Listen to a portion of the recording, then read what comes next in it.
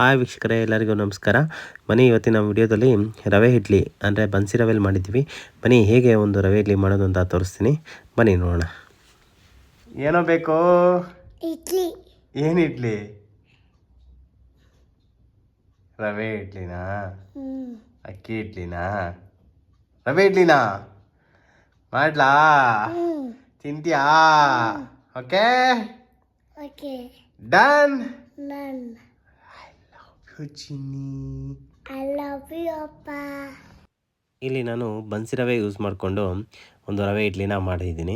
ನೀವು ಬೇಕಾದ್ರೆ ಬನ್ಸಿ ರವೆ ಮತ್ತು ಲೋಕಲ್ ರವೆ ಉಪ್ಪಿಟ್ಟಿಗೆ ಯೂಸ್ ಮಾಡ್ತಾರಲ್ಲ, ಅವೆರಡು ಮಿಕ್ಸ್ ಮಾಡ್ಕೊಂಡು ಕೂಡ ಈ ಒಂದು ಇಡ್ಲಿನ ಮಾಡ್ಬೋದು. ಹಾಗಾದ್ರೆ ಇಂಗ್ರೀಡಿಯೆಂಟ್ ಏನು ಬೇಕು ಅಂತ ಹೇಳ್ತೀನಿ ನೋಡಿ.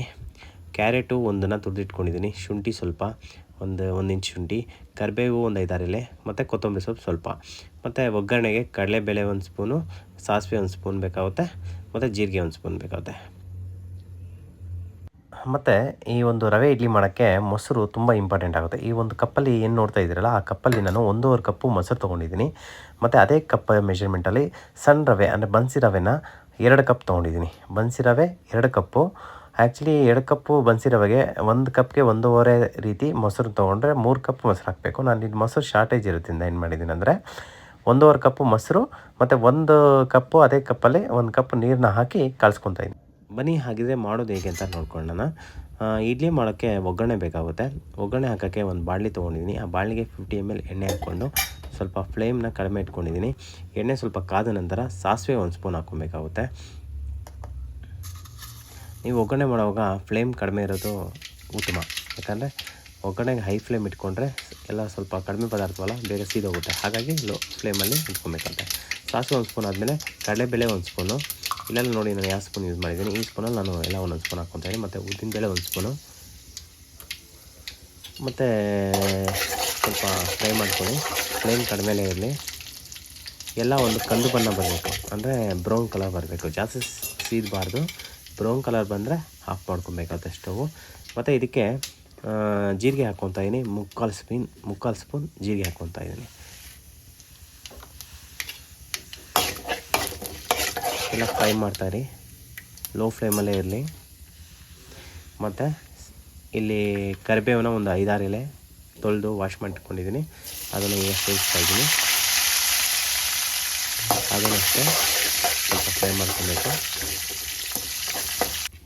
ಮತ್ತು 1 ಇಂಚು ಶುಂಠಿ ತೊಳೆದಿಟ್ಕೊಂಡಿದ್ದೆಲ್ಲ ಅದನ್ನು ಸೇರಿಸ್ತಾ ಇದ್ದೀನಿ. ಕಡಿಮೆ ಇರಲಿ ಒಗ್ಗರಣೆ ಹಾಕೋವಾಗ. ಮತ್ತು ಅದನ್ನು ಹಾಗೆ ಫ್ರೈ ಮಾಡ್ಕೊಬೇಕು. ಈ ರೀತಿ ಎಲ್ಲ ಕಂದು ಬಣ್ಣಕ್ಕೆ ತಿರುಗೋವರೆಗೂ ಫ್ರೈ ಮಾಡ್ಕೊಂಡ್ಮೇಲೆ ಸ್ಟವ್ನ ಆಫ್ ಮಾಡ್ಕೊಬೋದು. ಆಫ್ ಮಾಡಿಕೊಂಡು ಆರಕ್ಕೆ ಬಿಟ್ಬಿಡಿ. ಬನ್ನಿ, ಈಗ ರವೆನ ಯಾವ ರೀತಿ ಒಂದು ಇಡ್ಲಿಗೆ ಕಲಿಸ್ಕೊಳೋದು ಅಂತ ತೋರಿಸ್ಕೊಡ್ತೀನಿ ನೋಡಿ. ಇಲ್ಲಿ ಆಗಲೇ ನಾನು ಹೇಳ್ದಂಗೆ ಈಗ 1 ಕಪ್ಪಲ್ಲಿ 2 ಕಪ್ ರವೆ ತೊಗೊಂಡಿದ್ದೀನಿ. ಸ್ವಲ್ಪ ಸೋಡಾ ಹಾಕ್ಕೊಂಡಿದ್ದೀನಿ, ಅಡಿಕೆ ಸೋಡಾ. ಮತ್ತು ಇದಕ್ಕೀಗ ರುಚಿಗೆ ತಕ್ಕಷ್ಟು ಉಪ್ಪನ್ನ ಹಾಕ್ಕೊತಾ ಇದ್ದೀನಿ. ಇಲ್ಲಿ ನಾನು ನೋಡ್ತಾ ಇದ್ದೀರಲ್ಲ, ಈ 1 ಸ್ಪೂನಲ್ಲಿ 1 ಸ್ಪೂನ್ ಉಪ್ಪನ್ನ ಹಾಕಿದ್ದೀನಿ.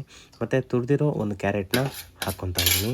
ತದನಂತರ ಸಣ್ಣಗೆ ಕಟ್ ಮಾಡಿ ಇಟ್ಟಿರ್ತಕ್ಕಂತಹ ಕೊತ್ತಂಬರಿ ಸೊಪ್ಪನ್ನು ಕೂಡ ಇದಕ್ಕೆ ಸೇರಿಸ್ತಾ ಇದ್ದೀನಿ. ಇದಿಷ್ಟು ಸೇರಿಸಿದಾದ್ಮೇಲೆ ಒಂದು ಸರಿ ಚೆನ್ನಾಗಿ ಕಲಿಸ್ಕೊಳ್ಳಿ.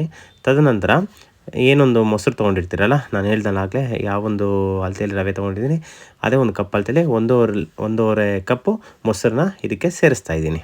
1.5 ಕಪ್ಪು ಮೊಸರನ್ನ ಸೇರಿಸಿದಾದ್ಮೇಲೆ ಅದೇ 1 ಕಪ್ಪಲ್ಲಿ 1 ಕಪ್ಪು ನೀರನ್ನು ಕೂಡ ನಾನು ಇದಕ್ಕೆ ಹಾಕ್ಕೊತಾ ಇದ್ದೀನಿ. ಆ್ಯಕ್ಚುಲಿ ನೀವು ಈ ಒಂದು ಪ್ಲೇಸಲ್ಲಿ ನೀರು ಬದಲು ಇನ್ನೂ 1.5 ಕಪ್ಪು ಮೊಸರು ಹಾಕ್ಬೋದು. ಅಂದರೆ ಟೋಟಲ್ 3 ಕಪ್ಪು. 1 ಕಪ್ಗೆ 1.5 ಕಪ್ಪು ಮೊಸರು ಥರ 3 ಕಪ್ನ ನಾವು ಮೊಸರನ್ನ ಹಾಕ್ಕೊಂಡ್ರೆ ಇನ್ನೂ ಚೆನ್ನಾಗಿ ಇಡ್ಲಿ ಬರುತ್ತೆ. ನಾನಿಲ್ಲಿ ಮೊಸರು ಶಾರ್ಟೇಜ್ ಇರೋ ಕಾರಣ ಏನು ಮಾಡಿದ್ದೀನಿ, 1.5 ಕಪ್ಪು ಮೊಸರು, 1 ಕಪ್ಪು ನೀರನ್ನ ಹಾಕ್ಕೊಂಡು, ಮತ್ತು ಏನೊಂದು ಒಗ್ಗರಣೆ ಹಾಕಿದ್ನಲ್ಲ ಆಗಲೇ ಬಾಣಲಿಯಲ್ಲಿ, ಕಡಲೆಬೇಳೆ, ಉದ್ದಿನಬೇಳೆ, ಸಾಸಿವೆ ಮತ್ತು ಜೀರಿಗೆ, ಆ ಒಂದು ಹಾರಿರ್ತಕ್ಕಂಥ ಒಗ್ಗರಣೆ ಅಂತಂದು ಈ ಒಂದು ರವೆ ಬಾಣಲಿಗೆ ಸೇರಿಸ್ಕೊಂಡು, ಒಂದು ಬಟ್ಲಿಗೆ ಸೇರಿಸ್ಕೊಂಡು, ಈಗ ಒಂದು ಯಾವುದಾದ್ರೂ ಒಂದು ಸ್ಪೂನ್ ಮುಖಾಂತರ ಇದನ್ನು ಫುಲ್ಲು ಕಳಿಸ್ಕೊಬೋದು. ಇಲ್ಲ ಕೈಯಲ್ಲೇ ಬೇಕಾದರೂ ನೀವು ಕಳಿಸ್ಬೋದು. ಚೆನ್ನಾಗಿ ಕಳಿಸಿ ಇದನ್ನು ಏನಿಲ್ಲ ಅಂದ್ರೂ ಮ್ಯಾಕ್ಸಿಮಮ್ 10 to 15 ಮಿನಿಟ್ಸು ನೀವು ನೆನೆಯಕ್ಕೆ ಬಿಟ್ಟರೆ ಅದ್ಭುತವಾದ ಒಂದು ಇಡ್ಲಿ ಹಿಟ್ಟು ರೆಡಿ ಆಗುತ್ತೆ ನೋಡಿ. ಈಗ ಒಂದು ಕಲಿಸೋದು ಯಾವ ರೀತಿ ಅಂತ ತೋರಿಸ್ತಾ ಇದ್ದೀನಿ. ಈ ರೀತಿ ಒಂದು ಕಲಿಸ್ಕೊಳ್ಳಿ. ನೀವು ಬೇಕಾದ್ರೆ ಕೈಯಲ್ಲಿ ಆದರೂ ಕಲಿಸ್ಬೋದು, ಇಲ್ಲ ಸ್ಪೂನ್ ಮುಖಾಂತರ, ಇಲ್ಲ ಸೌಟ್ ಮುಖಾಂತರ ಆದರೂ ಕಲಿಸ್ಕೊಬೋದು. ನೋಡಿ ಈ ಒಂದು ಹದಕ್ಕೆ ಕಲಿಸ್ಕೊಂಡಿದ್ದೀನಿ ನಾನು. ಸ್ವಲ್ಪ ಇಡ್ಲಿ ಹಾಕಬೇಕಂದ್ರೆ ಇಡ್ಲಿ ಹಿಟ್ಟು ಸ್ವಲ್ಪ ಗಟ್ಟಿ ಇರಬೇಕು, ಈ ದೋಸೆ ಹಿಟ್ಟು ಥರ ತುಂಬ ಮೆತ್ತಗೆ ಹಾಕಬಾರ್ದು.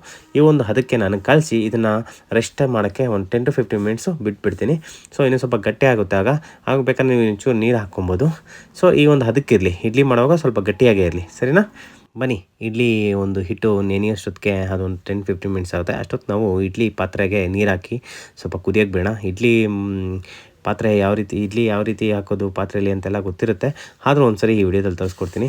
ಸೊ ನಾವು ಒಂದು ಕೆಳಗಡೆ ಸ್ವಲ್ಪ ನೀರು ಹಾಕಬೇಕಾಗುತ್ತೆ ಇಡ್ಲಿ ತಪ್ಪಲೆಗೆ. ನಮ್ಮ ಹತ್ರ ಇದು ಪಾತ್ರೆ ಬಂದ್ಬಿಟ್ಟು ಚಿಕ್ಕದು, ಮನೇಲಿ ಯೂಸ್ ಮಾಡ್ತಕ್ಕಂಥದ್ದು. ಈಗ ಮನೆಗಳಲ್ಲೂ ದೊಡ್ಡ ಹೋಟ್ಲ್ಗಳಲ್ಲಿ ಯೂಸ್ ಮಾಡತಕ್ಕಂಥ ಪಾತ್ರೆಗಳು ಕೂಡ ಯೂಸ್ ಮಾಡ್ತಾರೆ. ಬಟ್ ನಮ್ಮ ಮನೇಲಿ ಇರ್ತಕ್ಕಂಥ ಇದು ನಮ್ಮಮ್ಮ ತೆಗೆದಿಟ್ಟಿರ್ತಕ್ಕಂಥದ್ದು. ಎಲ್ಲ ಸಾಮಾನೆಲ್ಲ ನಮ್ಮಮ್ಮ ತೆಗೆದಿಟ್ಟಿರ್ತಕ್ಕಂಥದ್ದೇ. ಅದೆಲ್ಲ ನೋಡಿದಾಗ ಅವ್ರು ನೆನಪು ಬರ್ತಾ ಇರುತ್ತೆ. ಸೊ ಬನ್ನಿ, ಈಗ ಒಂದು ಪಾತ್ರೆಗೆ ನೀರು ಹಾಕಿ ಕುದಿಯೋಕ್ಕೆ ಬಿಟ್ಟಿದ್ದೀನಿ. ನೋಡಿ ಹಿಟ್ಟು ನೆನಿದೆ ಅದು.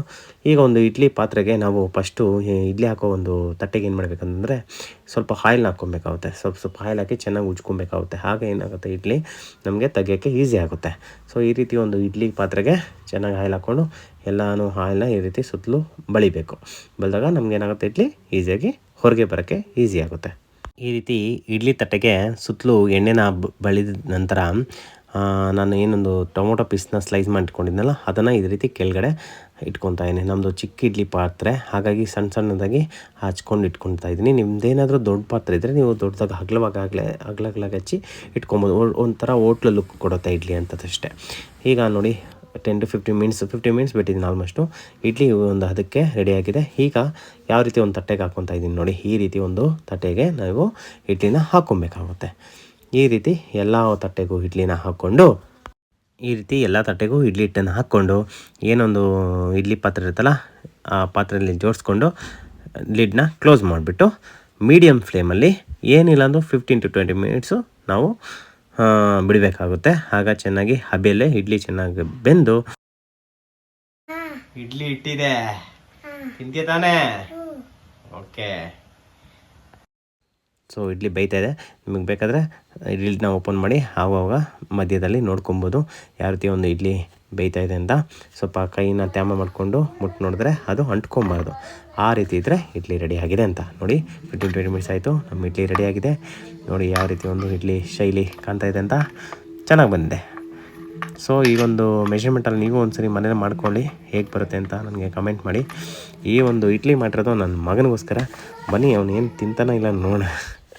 ಇಲ್ಲಿ ನೋಡ್ಬೋದು ನೀವು ಒಳಗಡೆ ಕೂಡ ಎಷ್ಟೊಂದು ಮೃದುವಾಗಿ ಒಂದು ಇಡ್ಲಿ ಬೆಂದಿದೆ ಅಂತ. ಹಬೆಲೆ ತುಂಬ ಒಂದು ಮೃದುವಾಗೂ ಬೆಂದಿದೆ, ತುಂಬಾ ಒಂದು ಸ್ಮೂತಾಗೂ ಇಡ್ಲಿ ತುಂಬಾ ಚೆನ್ನಾಗಿ ಬಂದಿದೆ. ಇದಕ್ಕೆ ನೀವು ಆಲೂಗಡ್ಡೆಯಲ್ಲಿ ಇದು ಬರುತ್ತೆ, ಆಲೂಗಡ್ಡೆ ಮಾಡ್ತಾರೆ, ಆಲೂಗಡ್ಡೆಲಿ ಸಾಗೋ ಥರ ಅದು ಮಾಡಿಕೊಂಡ್ರೆ ಕಾಂಬಿನೇಷನ್ ತುಂಬ ಚೆನ್ನಾಗಿರುತ್ತೆ.